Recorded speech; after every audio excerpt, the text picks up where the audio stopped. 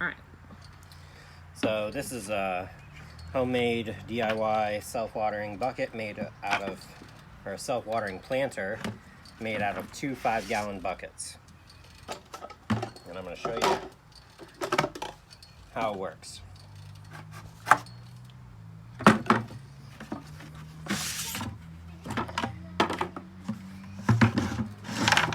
First thing is, this is your soil compartment, and the bottom underneath it will be your water reservoir, which will be down here. This is your wick, and it's just a solo cup with a bunch of holes drilled in it and in the bottom. Now, I used a jigsaw, right? I drew a circle and then I cut inside that circle, right? I did an outline of the cup and then I cut inside that circle so there would be a little lip to hold on the edge of this cup, and this just rests in there. And when there's soil in there, you don't need anything else other than for it to just rest there, and it just catches on that edge. Now, I bought a hole saw. I'll grab it in a minute and show it, but to use the 1-inch PVC pipe as a filler tube. So I don't know if you can see that, but you notch the bottom, right? You can see where I cut it that way, and then I cut it that way with the same saw that I cut the circle with. And then this fits in there tightly. Can you show it? To create a seal.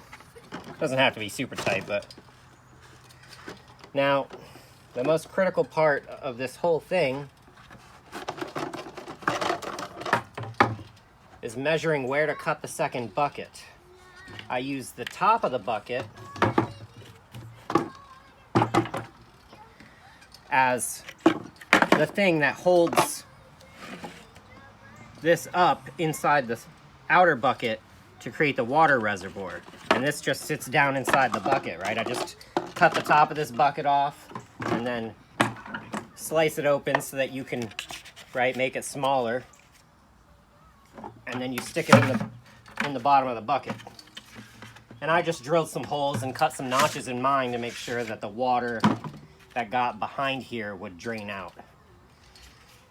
And so the height of this piece is critical in that it is just bigger than the height of your cup, because you want this cup to be a little bit off the bottom of the outside bucket, about like that. You want water to be able to get underneath it so that it can wick up through the bottom as well.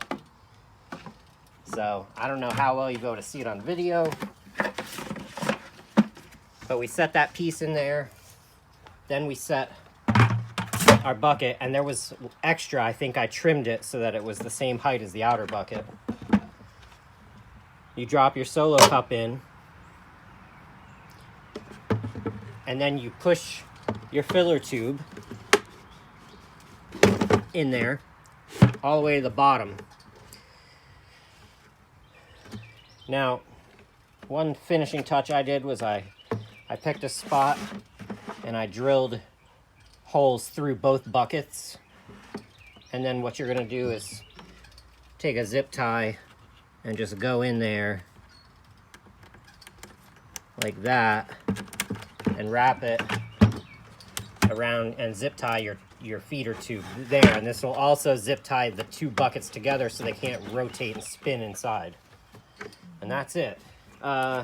You want to put a drain hole, an overflow hole for when you're filling it.